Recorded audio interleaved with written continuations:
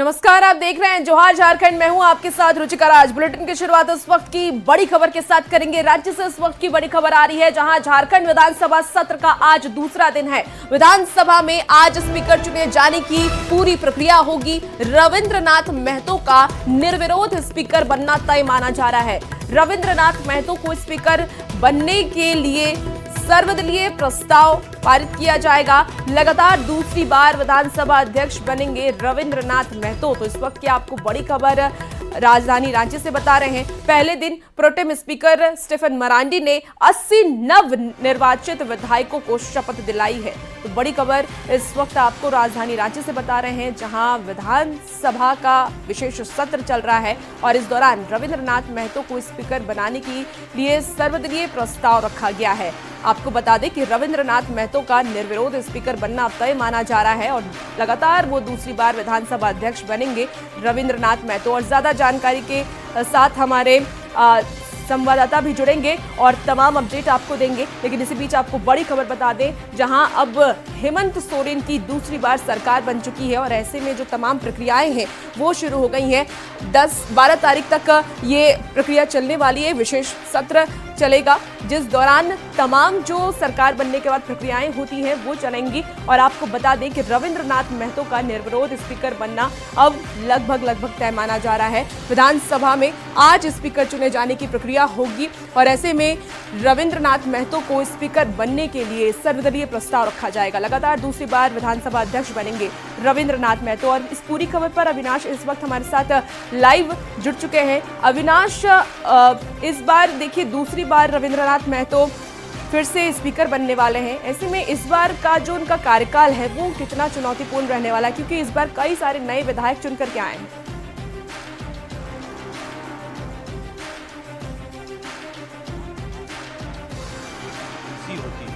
वो बहुत चुनौतीपूर्ण होती है। चुनौतीपूर्ण इसलिए होती है क्योंकि आप सत्ता पक्ष की बात कर लें या फिर विपक्ष की बात कर लें, दोनों ही पक्ष के सदस्यों को समान रूप से देखना, समान रूप से अवसर देना, सदन में उनकी बातों को समझना, ये सारी चीजें होती हैं। और आपने देखा होगा कि कई बार कई राज्यों में विधानसभा अध्यक्ष के ऊपर भी आरोप लगते रहे हैं। इस विधानसभा की भी बात कर लें तो पिछली बार बीजेपी के विधायक लगातार इस बात को लेकर नाराजगी व्यक्त करते हुए देखे गए थे कि विधानसभा अध्यक्ष उनको तरजीह नहीं देते हैं। खैर, ये तो बाद की बात है। आज जो होना है, आज विधानसभा अध्यक्ष का निर्वाचन होना है और रविंद्रनाथ महतो ही फिर से एक बार विधानसभा अध्यक्ष बनने जा रहे हैं। 7 प्रस्ताव अलग अलग तैयार किए गए हैं, चाहे वो जेएमएम की तरफ से बात कर लें, चाहे वो बीजेपी की तरफ से भी बात कर लें, चाहे वो माले की तरफ से बात कर लें, आजसू और जेकेएलएम जो पार्टी है उसकी तरफ से बात कर लें, तो अलग अलग प्रस्ताव हैं। कांग्रेस की तरफ से भी है। तो ये प्रस्ताव इस बात को इंगित करता है कि कहीं कोई दूसरा कोई नाम नहीं है। सर्वसम्मति से आज निर्वाचन की प्रक्रिया होगी सदन के अंदर में। आज एक ही यही कार्य होना है, क्योंकि आपको पता है कि ये विशेष सत्र है। कल जो सदस्य थे, जो निर्वाचित सदस्य थे, उनका शपथ ग्रहण हो चुका है। आज विधानसभा अध्यक्ष का निर्वाचन होना है और कल राज्यपाल का अभिभाषण और अनुपूरक बजट भी आएगा। तो आज के लिहाज से अगर हम बात करें तो सबकी निगाहें विधानसभा अध्यक्ष की कुर्सी पर, नाम पर टिकी होंगी। रविंद्रनाथ महतो को सभी देखना चाहेंगे, सुनना भी चाहेंगे और देखना होगा कि बीजेपी जितने सहयोग के साथ आगे बढ़ रही है, आगे कितने दिनों तक इसी तरह से दोनों ही पक्ष की तरफ से रविंद्रनाथ महतो को भी सहयोग मिलता रहेगा और रविंद्रनाथ महतो भी दोनों सत्ता पक्ष और विपक्ष पर एक तरह की नजर बनाए रखेंगे। बिल्कुल अविनाश, और ये देखना भी होगा कि कितना अहम इस बार का उनका कार्यकाल रहने वाला है। आज वो फिर से उस पदभार को संभालेंगे और लगातार वो दूसरी बार इस पदभार को संभालेंगे। उनका कार्यकाल कैसा होगा ये तो आने वाला वक्त बताएगा। बहुत शुक्रिया अविनाश तमाम जानकारी के लिए। और झारखंड विधानसभा के सत्र का आज दूसरा दिन और आज रविंद्रनाथ महतो के नाम पर चर्चा होगी और रविंद्रनाथ महतो का झारखंड विधानसभा अध्यक्ष के पद पर निर्विरोध चुनाव किया जाना तय है। रविंद्रनाथ महतो से खास बातचीत की है न्यूज़ 18 के संवाददाता संजय कुमार सिन्हा ने। दूसरा दिन और दूसरे दिन विधानसभा अध्यक्ष को चुनने की प्रक्रिया शुरू होगी, लेकिन रविंद्रनाथ महतो का निर्विरोध चुना जाना तय माना जा रहा है, क्योंकि सत्ता पक्ष और विपक्ष दोनों का उन्हें समर्थन प्राप्त है। सर, तो आज तो आपका दिन है सर।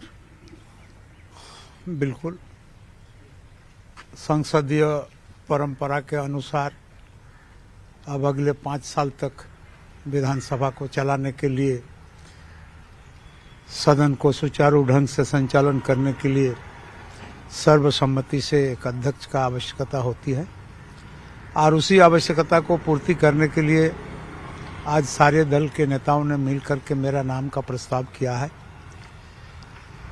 और मैं आने वाला दिन में जो संसदीय परंपरा और परिपाटी है उनके अनुकूल इस सदन को संचालित करने का काम करूंगा। तमाम छोटे दल बड़े दल सारे लोगों का बातों को, सारे लोगों को, विचारों को सदन के अंदर प्रतिध्वनित होने का मौका मैं दूंगा। जो भी माननीय सदस्य चुन करके सदन के अंदर पॉजिटिव आए हैं सारे लोग राजहित का बात करेंगे और राजहित का बात का अगर वहां से निकल करके आए तो उसमें बुरा क्या। कर्तव्य भी होता है, पुरुष प्रधान समाज में महिलाओं को सुरक्षित करने का व्यवस्था निश्चित रूप से होना चाहिए और ये लाजिमी है। ये बात अगर सदन में आता है तो इस पर भी विचार होगा। हो लगा अलग अलग भाषाओं में लोगों ने शपथ लिया, कुछ अलग अलग तस्वीरें सामने आई। तो कल जो विधानसभा का दृश्य चूंकि कल बहुत ज्यादा अभी कल एक विधायक के तौर पर आपने भी शपथ ली और आज आप स्पीकर चुने जाएंगे, तो ऐसे में क्या लगता है जो कल का जो अनुभव था शपथ लेने का तरीका, तमाम चेहरों को आपने भी देखा?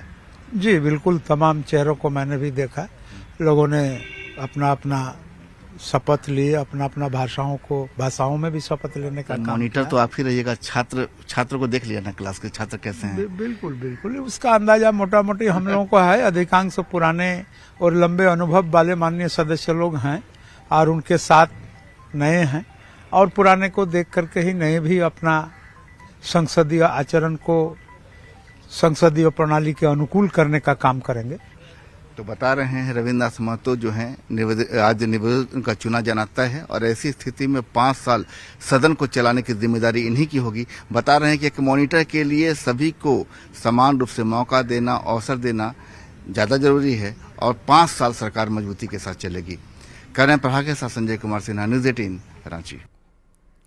और अब रुक करेंगे झारखंड के सियासी खबरों का। झारखंड में चुनाव भले ही खत्म हो गया हो, लेकिन कार्यकर्ताओं की भावनाएं लगातार सामने आ रही है। एक बार फिर रांची के सहजानंद चौक पर एक पोस्टर लगा है जो यहां से गुजरने वालों का ध्यान अपनी ओर आकर्षित कर रहा है। पोस्टर में ये लिखा है कि हेमंत सोरेन बरकरार, आसामी, गुजराती और भोपाली फरार। यह पोस्टर राजधानी में चर्चा का विषय बना हुआ है। कुछ लोग नई सरकार का स्वागत करते नजर आ रहे हैं, तो वहीं कुछ लोग ये कहते नजर आ रहे हैं कि पोस्टर लगाने से कुछ नहीं होगा, काम करके दिखाइए तो बात बनेगी।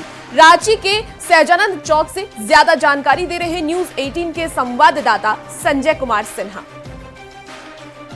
क्या हो, सियासत ने अपनी राह पकड़ ली हो, सत्ता पे सत्ता नसीब बैठ चुके हों, लेकिन पोस्टर वार अभी भी थमा नहीं है। हम देख सकते हैं कि राजधानी रांची के सहजानंद चौक पर अलग अलग पोस्टर लगाए गए हैं। इसमें एक पोस्टर ये दिख रहा है कि झारखंडी सपूत शेरदिल सोरेन बरकरार, आसामी, गुजराती, भोपाली सभी फरार।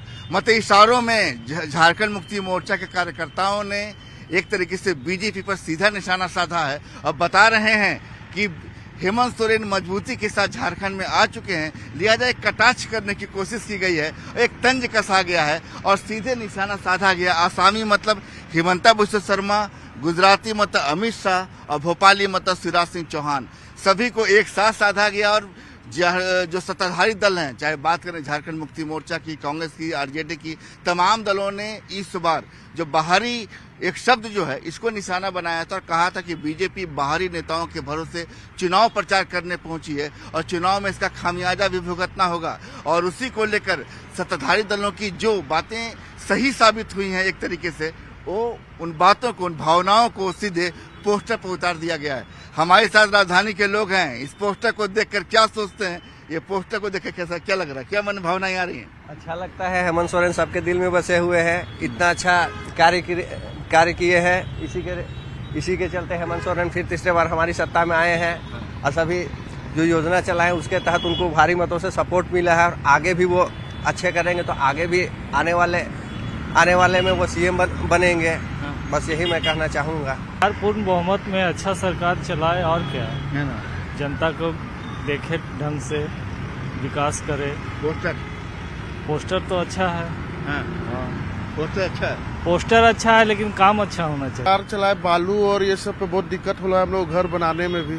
बालू उलू पे जल्दी से रोक हटाया जाए, क्या कि लगातार बालू नहीं मिलने के कारण हम लोग घर का काम रुका हुआ है। ऐसे ऐसे 2 पोस्टर लगाए गए हैं और यहाँ से चूंकि मुख्य मार्ग है, अगर आपको एयरपोर्ट जाना हो, आपको प्रोजेक्ट जाना हो, विधानसभा जाना हो तो मुख्य मार्ग यही है। मतलब तमाम यहाँ पर बड़े नेता यहीं से गुजरते हैं और आपको राजधानी रांची में हाईकोर्ट जाना हो, विधानसभा, कहीं भी रास्ता यही है। तो ऐसे में ये पोस्टर यहाँ लगाया गया है और पोस्टर के जरिए सत्ताधारी दल ये कहने की कोशिश कर रहे हैं कि झारखंड में एक ही नाम है, तो हेमंत सोरेन, और कार्यकर्ताओं ने अपनी भावनाओं को कुछ इस तरीके से पोस्टर के जरिए रखा है। कैमरे में प्रभाकर के साथ संजय कुमार सिन्हा, न्यूज 18 रांची।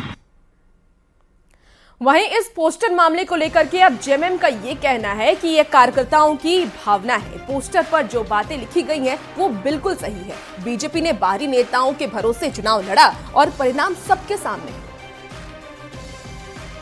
कार्यकर्ता की भावनाएं हैं, पार्टी के कार्यकर्ता चाहे जो फैंस हैं हेमंत सोरेन के, उन लोगों के द्वारा लगता है लगवाया गया है।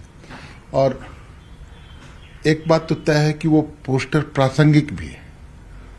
प्रासंगिक इस मायने में है कि यहाँ चुनाव के कमान तो संभाल रखा था आसाम के लोग आए हुए लोग, गुजरात के लोग, मध्य प्रदेश के भोपाल से आए हुए लोग, और उन लोगों ने ही पूरी तरह से एक समा बांधा था कि यहाँ हम जीत जाएंगे, सत्ता की बागडोर हमारे हाथ में आएगी। तरह तरह की बातें, अमर्यादित बातें, झारखंड से बाहर के लोग आकर झारखंड को एक चारागाह समझ कर झारखंड को एक उपनिवेश बनाने की मंशा से यहाँ के नेताओं को बागडोर नहीं सौंपी गई, पूरी तरह से उपेक्षित किया गया। अब जब प्रचंड विजय हुई इंडिया गठबंधन की और प्रचंड हार हुई एनडीए गठबंधन की, अब सभी लोग गायब हैं। निशिकांत दुबे ने सोशल मीडिया एक्स पर पोस्ट कर कांग्रेस पर जमकर हमला बोला। कहा कि शून्यकाल में आज फिर से मेरा नंबर आया है गांधी परिवार और सोरस के रिश्ते को उजागर करने के लिए। कांग्रेस पार्टी को मेरे 10 प्रश्नों को सुनने की ताकत होनी चाहिए। विदेशी ताकतों के साथ मिलकर देश तोड़ने, संसद का एजेंडा तय करने का सोरोस गठबंधन देश के सामने आकर रहेगा। तो निशिकांत दुबे का ये पोस्ट जो कि सोशल मीडिया एक्स के जरिए किया गया, उन्होंने तमाम बातें अपने लिखी है। और इसी बीच बड़ी खबर हजारीबाग से आ रही है, जहां बारातियों से भरी बस हादसे की शिकार हो गई है। 17 से 18 लोगों के घायल होने की खबर आ रही है। बिहार के छपरा से रांची बारात के लिए जा रही थी और 4 से 5 लोगों की स्थिति गंभीर बताई जा रही है। कुछ यात्रियों का SBMCH में इलाज चल रहा है तो कुछ को रांची रेफर कर दिया गया है। वजह बताई जा रही है कि घना कोहरे की वजह से यह दुर्घटना हुई है। तस्वीरें इस वक्त आप एक्सक्लूसिव तस्वीर न्यूज 18 बिहार झारखंड पर देख रहे हैं। NH 33 कचहरी हत्यारी मोड़ पर ये हादसा हुआ है। तो आपको बड़ी खबर बता रहे हैं कि बिहार से जो बस जो है वो रांची जा रही थी, भारतीय बस, वह जो है वो घने कोहरे के कारण दुर्घटनाग्रस्त चरही घाटी के पास हो गया और वहां पर कुछ दिखाई नहीं, कोहरा छाने के वजह से दिखाई नहीं पड़ रहा था। वो बस में जो है लगभग 60-65 लोग सवार थे यात्री, जिसमें से लगभग 17-18 लोग जो है वो घायल हो गए। और अब आपको गुमला लेकर चलते हैं, जहां घाघरा प्रखंड के रुकी घाटी में स्कूल बस गहरी खाई में गिरने से बाल बच गई और एक बड़ा हादसा टल गया। दरअसल हिंडालोकी कंपनी ने खनन क्षेत्र के विद्यालय तक स्कूलों के लिए, जो बच्चों के स्कूल के लिए बस चलवाई थी। बस में दर्जनों स्कूल के बच्चे बैठे हुए थे। जर्जर सड़क होने के चलते हादसा होते रह गया है। गाड़ी सड़क से नीचे उतर गई थी। चालक ने अपनी सूझबूझ से बस को काबू में किया, नहीं तो बस सीधी गहरी खाई में जाकर गिरी। घटना को लेकर ग्रामीणों ने बताया है कि सभी बच्चे बस पर सवार होकर डिमरला से घाघरा पढ़ने के लिए जा रहे थे और इस बीच रुकी घाटी के पास जर्जर सड़क होने की वजह से बस सड़क से नीचे उतर गई। हालांकि किसी को फिलहाल कोई चोट नहीं आई, सारे ही बच्चे सुरक्षित हैं।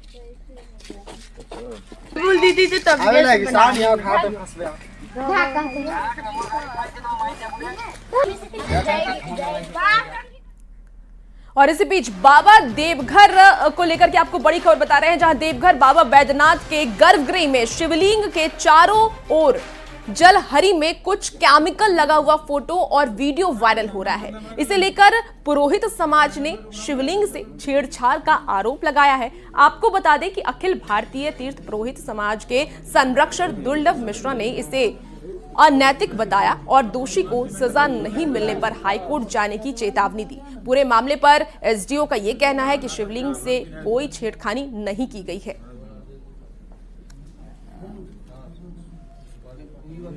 चाहे वो चपरासी हो, दरोगा हो, मैनेजर हो, कोई भी हो, उनको कोई हस्तक्षेप करने का अधिकार नहीं दिया करेंगे। और हस्तक्षेप हो तो उसका प्रतिवाद करे, बाकी चीज हम देख लेंगे किसका कितना औकात है। इसलिए हम चेतावनी देते हैं अधिकारियों को भी कि तुरंत कार्रवाई हो, और दूसरी कि इसमें लेन देन का धंधा बंद होना चाहिए। लेन देन से अगर निपटाया जाएगा तो हम लोग हाईकोर्ट पहुंचेंगे। छेड़छाड़ को मैंने एसडीओ साहब को भी अवगत कराया, और वो जो छेड़छाड़ हुई है एसडीओ साहब ने उनको देखा और उन्होंने बाहर निकल के हमको आश्वासन दिया है कि बाबा इसमें छेड़छाड़ तो हुई है, इसके पीछे जो भी होगा उस पर कार्रवाई होगी। मंदिर में जो रूटीन वर्क होना है, अर्घा जो चांदी का अर्घा है बाबा भोला के शिवलिंग के अराउंड में, तो उसके में और शिवलिंग के बीच में थोड़ा सा गैप रह जाता है, तो उसे फिल करने का रेगुलर प्रोसेस है। 2-3 बार पहले भी फिल हो जाता है। तो कर्मचारी ने क्या किया कि सीमेंट थोड़ा सा इस एरिया में भी लगा दिया था, क्योंकि वहाँ पे क्रैक्स डेवलप हो गए थे, थोड़े थोड़े छेद डेवलप हो गए थे। उसके लिए उसने अनाउंसमेंट किया था, लेकिन हम लोगों ने सबको नहीं बुलाया था वहाँ पे प्रॉपर विधि व्यवस्था से, तो उसके कारण थोड़ा सा कन्फ्यूज़न हुआ। वो चीज़ हटा दिया गया, उसी के बाद हटा दिया गया, जो गलती हुई थी वहीं पे उसे ठीक कर दिया गया। अभी बाबा भोला का अवतार जैसे पहले था वैसा ही है, और थोड़ा सा जो।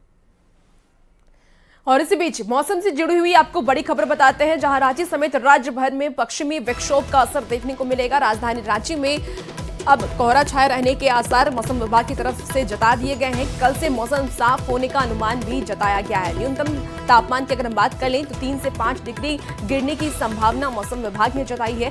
कल हल्की बारिश हुई थी, तो इस वक्त की आपको बड़ी खबर मौसम से जुड़ी हुई बता रहे हैं। न्यूनतम तापमान में अब गिरावट आ सकती है, तो पश्चिमी विक्षोभ का झारखंड में असर देखने को मिलेगा।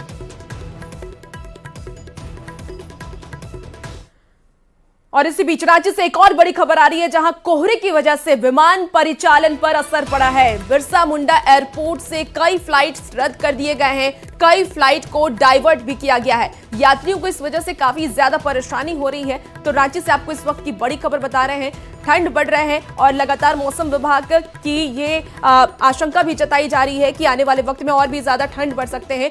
कोहरे की वजह से विमान परिचालन पर असर पड़ा है। बिरसा मुंडा एयरपोर्ट से कई सारी फ्लाइटें रद्द कर दी गई हैं, कई फ्लाइट को डाइवर्ट भी किया गया है, जिस वजह से यात्रियों को काफी ज्यादा परेशानी हो रही है। एक बार फिर दिल की धड़कनें तेज हो गई कि मंगलवार की सुबह रांची के बिरसा मुंडा एयरपोर्ट पर आखिर होगा तो क्या।